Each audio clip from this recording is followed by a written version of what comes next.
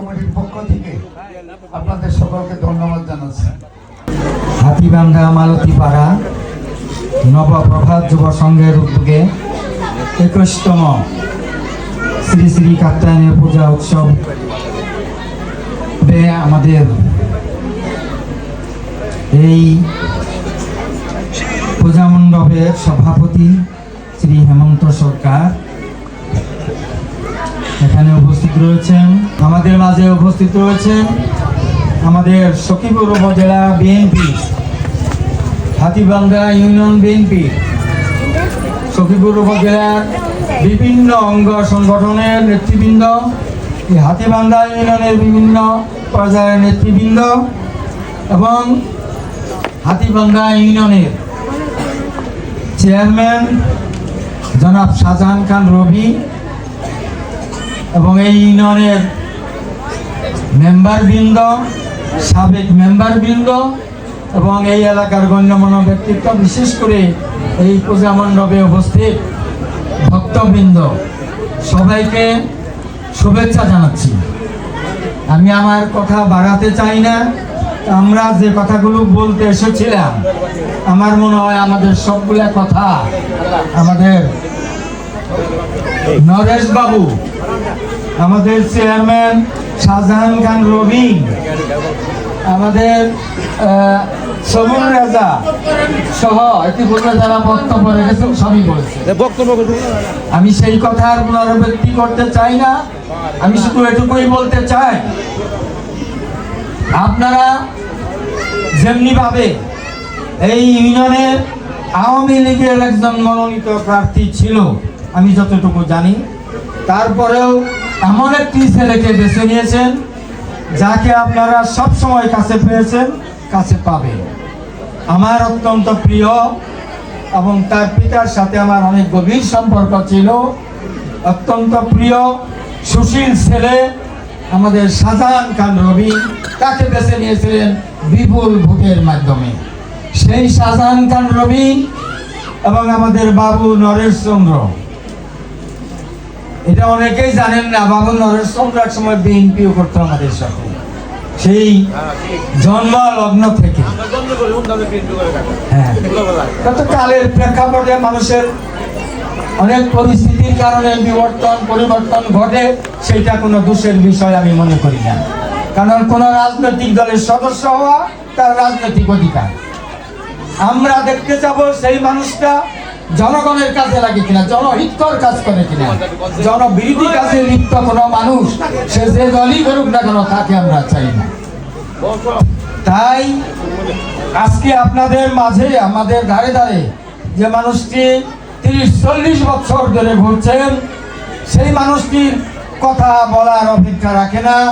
ইতিমধ্যেই তিনি প্রমাণ করেছেন তিনি একজন ভালো মানুষ, তিনি একজন বিনয়ী, নম্র, ভদ্র, সুশিক্ষিত এবং যোগ্য লোক। অনেককেই একাধিকবার ভোট দিয়েছেন, বিভিন্ন দলে বিভিন্ন নেতাকে।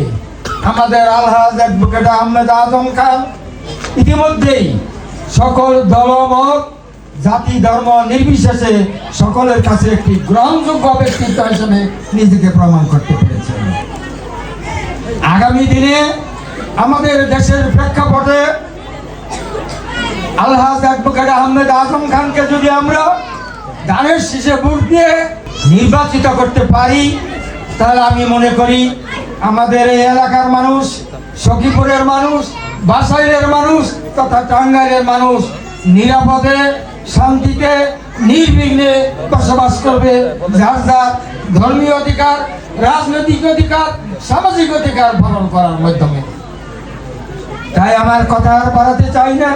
সকলের কাছে স্বনির্মন্দ অনুরোধ করতে চাই যে এইবারে একটিবারের জন্য আলহাজ অ্যাডভোকেট আহমেদ আজম খানকে ধানের শীষে ভোট দিয়ে নির্বাচিত করে, সংসদ সদস্য নির্বাচিত করে আমাদের ভাষার সখীপুরের উন্নয়ন, সমস্যা, শান্তি, শৃঙ্খলা এবং শান্তিতে বসবাস করার সুযোগ সৃষ্টির জন্য আপনাদেরকে অনুরোধ জানাচ্ছি।